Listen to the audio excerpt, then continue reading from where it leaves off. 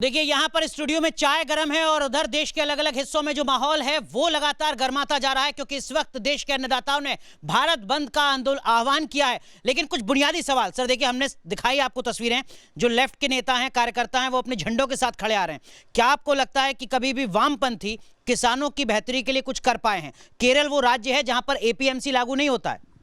नहीं, राजनीतिक पार्टी तो अपने अपनी रोटी सेकती ही हैं। 2000 के बाद में किसानों की हालत सभी ने खराब की है, चाहे कोई भी दल हो, उसमें ये लेफ्टिस्ट भी हैं जो इस वक्त झंडा लेकर घूम रहे हैं किसानों के हित में। सभी ने सहयोग किया किसान की हालत को बिगाड़ने के लिए। कोई भी ऐसा नहीं है कि जो किसान के हित में आया हो। अभी तो क्या ये अपनी राजनीतिक रोटियां सेक रहे हैं, अपनी खोई हुई जमीन को हासिल करने की कोशिश कर रहे हैं? उस दिन से कहाँ गए थे, आज किसान रोड पर आ गया तो सारी पार्टियां निकल निकल अपनी रोटी सेकने के लिए रोड पर आ गए, हम भी तुम्हारे साथ खड़े। उस दिन से जब इनकी सरकार थी तब तो किसी ने नहीं कभी मुद्दा उठाया, हम आपकी मदद करते हैं। किसान तो जब भी पीड़ित था, आज भी पीड़ित है। आज किसान अपनी मजबूरी में रोड पर आया है।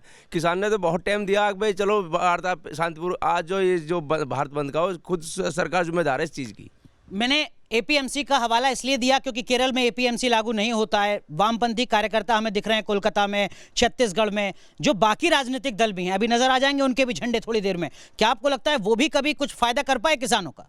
नहीं, अगर ये फायदा करते किसानों का तो आज किसान रोड पे नहीं होता कभी भी किसी ने भी, क्योंकि किसान का फायदा किया ही नहीं है। क्योंकि अगर जो इन्होंने फायदा नहीं किया जब तो आज किसान रोड पे है। इन्होंने हमेशा किसान का फायदा उठाया और अपनी वोट के लिए फायदा उठाया है। तो फिर जब अखिलेश यादव कहते हैं कि देखिए मैं तो किसानों के साथ हूं, किसी भी कीमत पर मैं भारत बंद का सपोर्ट करता हूं, मैं उनके साथ रहूंगा, है क्या मतलब? मामला क्या है? ये सब दिखाने के लिए सब कुछ नहीं है, सब दिखावा है। हमने आपसे बताया 2000 के बाद में जितनी भी सरकारें रही, चाहे सपा रही हो, चाहे बसपा रही हो, चाहे कांग्रेस रही हो, 2007 से स्वामीनाथन MS स्वामीनाथन जी की रिपोर्ट के लिए किसान दर दर भटक रहा था कि आप उसे लागू करो।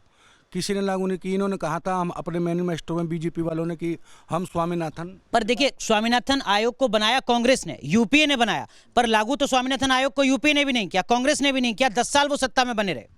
देखो कांग्रेस की तो देन है ये। अगर कांग्रेस ऐसा करती तो आज सत्ता में होती, जब तो उखाड़ फेंकी किसानों ने। और अब ये बीजेपी कर रही है उसी कदम पे, जब तो कि हम दुगनी आय करेंगे किसानों की, और ये दुगनी आय हो रही है। जब मोदी जी कहते हैं हम किसानों के साथ में, और ये MSP पे कानून बनाने के लिए तैयार नहीं है। ये जो काले कानून लाए ये 3, इनको रद्द नहीं कर रहे। ठीक है, तो यहाँ पर जितनी नाराजगी बीजेपी के साथ है उतनी ही नाराजगी बाकी दलों को लेकर भी है। क्या मैं सही हूँ?